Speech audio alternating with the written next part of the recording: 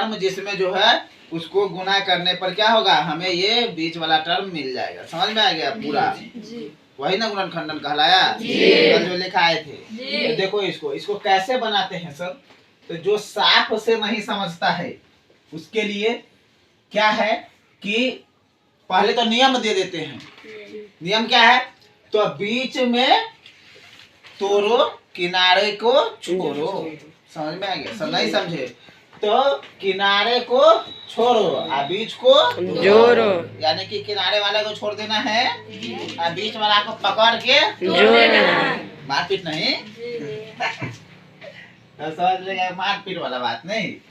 अब इसको क्या करेंगे, शुरू वाले को अंतिम वाले से गुना करेंगे। ठीक है? ये सब काम मन में करना है, नहीं तो रफ में। सबको समझ में आ रहा बात? चलिए ठीक है, इसको इसे गुना कीजिए। तो एक्स स्क्वायर को गुना करेगा कोई भी आदमी 8 से, तो 8x स्क्वायर हो जाएगा। सिंपल सी बात है सर। ठीक है, ये ध्यान में रखना है। और बीच वाला को ऐसे तोड़ना है, इसमें देखिए सभी प्लस है, तो बीच वाले को ऐसे तोड़ना है कि जोड़ने पर दो संख्या को 6 हो जाए और उसी दोनों को गुना करने पर 8 भी हो जाए, है ना? वही दो संख्या सोचना है जिस दोनों को जोड़ने पर भी 6 आ जाए और उसी दोनों को गुना करने पर 8x स्क्वायर भी आ जाए। बात समझ में आया? जी। समझा? जी। समझ में आया? फिर से समझिए। बीच वाला को ऐसे तोड़ना है, मतलब दो बात ध्यान में रखना है कि इसको 6x है ना, तो 6x आ जाएगा। ठीक है सर। लेकिन जिस दो संख्या को जोड़ करके हम 6x पुरा रहे हैं उस दोनों को गुना करने पर भी 8x स्क्वायर आ जाएगा। तो 6 तो 5 में 1 जोड़ेंगे तो ये 6 होगा। 8 को फैक्टराइजेशन कीजिएगा तो 2 से लगेगा 4, 2। समझ में आ रहा है? देख रहे हैं? 2 दूना 4 दूना 8। समझ में आ रहा है कि नहीं आ रहा है? तो कहने का मतलब ये है इसमें कि हम देख रहे हैं कि 4 को 2 से गुना कर दे, 2 दूना 4, तो 4 दूना 8 नहीं, और 4 और 2 6 भी होता है। तो आपको मिल जाएगा यहाँ से x स्क्वायर प्लस में 4x प्लस में 2x। तो देखिए 4 और 2 6 आ गया और 4 दूना 8। तो दोनों बात पूरा हो गया कि नहीं?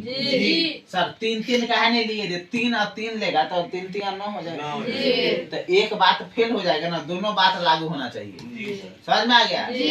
अब देखिए यहाँ x है, यहाँ x है, x कॉमन, इस दोनों में बारी बारी से कॉमन ले लेना है।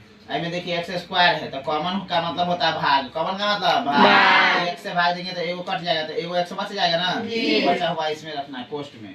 अब ये x यहाँ से गायब हो जाएगा तो क्या बचा? 4। कॉमन का मतलब भाग। समझ रहे? कौन का मतलब भाग। ठीक है।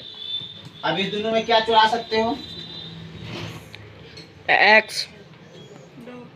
क्या चुरा सकते हैं? इसमें से x चुराएंगे तो इसमें तो है, इसमें है ही नहीं। चुराने का मतलब कॉमन। अब इसको मिटा दे। बोलिए। 2 कॉमन है नहीं, तो 2 कॉमन लेंगे तो 2 से भाग हुआ तो ये कट जाएगा, तो x बचेगा। एकदम ध्यान से समझना है। आज 8 में 2 से भाग दीजिएगा तो 4 होगा। आज जिसको ये भी नहीं समझ में आएगा सीधा समझ जाना है, ये यहाँ पर है ना, वही यहाँ पर आएगा। ठीक है? आज जो नहीं समझेगा ना वो ऐसे देखो, जैसे मान लो अब यहाँ से पूरा कॉमन लेने नहीं आ रहा है, मतलब ऐसे बच्चा को बता रहा है जिसको परीक्षा में आ गया, मान लो कोई उपाय नहीं दिख रहा है। ठीक है? उसके लिए भी कुछ जुगाड़ देना चाहिए कि नहीं देना चाहिए? देखो मैथ को रटने का चीज नहीं, एकदम समझ लो। समझ में आ गया? लेकिन किसी किसी को जुगाड़ बहुत जरूरी होता है। यहाँ पर x प्लस 4 है ना, तो हम बोले कि ये वाला आइबे करेगा, तो x प्लस 4 लिख लिए। अब एकरा कितना से गुना कर देंगे तो ये वाला आ जाएगा। तो 2 यहाँ दिखाई दे रहा है, 2 से गुना कर देंगे तो 2x और 2 चौका 8, तो 2 हो गया। अपने आप कॉमन आ गया। जुगाड़ ठीक है? अब x प्लस 4 दोनों स्थान पर है, तो सर x प्लस 4 फिर से कॉमन, क्या बचा? x plus 2। देखिए गुणनफल के रूप में आ गया कि नहीं? यही ना गुणनखंड का परिभाषा लिखाए थे। ये क्या हो गया आपका? समझ में आया?